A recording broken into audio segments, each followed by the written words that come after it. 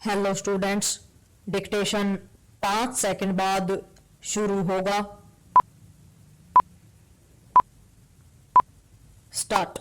हमारे जिम्मेदार नेता किस तरह गैर जिम्मेदाराना बयान देने में माहिर हो गए हैं, यह राहुल गांधी के इस कथन से फिर सिद्ध हुआ कि विदेश मंत्री एस जयशंकर इसलिए बार बार अमेरिका जा रहे थे ताकि भारतीय प्रधानमंत्री को डोनाल्ड ट्रंप के शपथ ग्रहण समारोह में बुलाया जाए। विराम। इस पर हैरानी नहीं कि न केवल लोकसभा में संसदीय कार्य मंत्री किरण रिजिजू ने राहुल गांधी की इस विचित्र बात पर आपत्ति जताई, बल्कि विदेश मंत्री जयशंकर ने भी नाराजगी प्रकट करते हुए कहा कि वह ऐसी बात कहकर भारत की छवि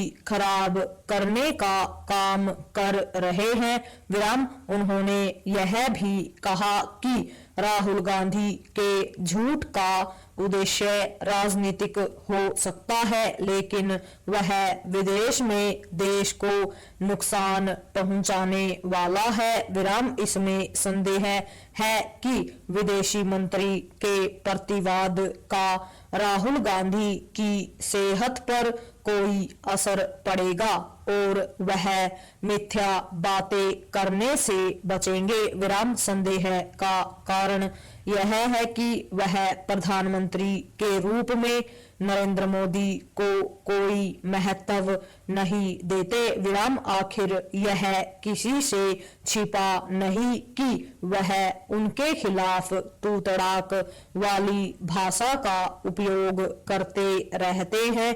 विराम। विडंबना यह है कि इस आदत का परित्याग वह नेता प्रतिपक्ष का पद हासिल करने के बाद भी नहीं कर पा रहे हैं। विराम। समस्या केवल यह नहीं कि वह प्रधानमंत्री पद की गरिमा की परवाह नहीं करते। विराम। समस्या यह भी है कि वह प्राय ऐसी बचकानी बातें कर जाते हैं जो राष्ट्रीय हितों के प्रतिकूल होती है या दूसरे देशों से संबंधों पर बुरा असर डालती है। विराम। पैरा। जब राहुल गांधी राफेल विमान सौदे में कथित दलाली खोज लाए थे तो यहाँ तक कह गए थे कि खुद फ्रांस के राष्ट्रपति ने उन्हें बताया था कि दोनों देशों में ऐसा कोई समझौता नहीं जो राफेल विमान की कीमत बताने से रोकता हो। विराम।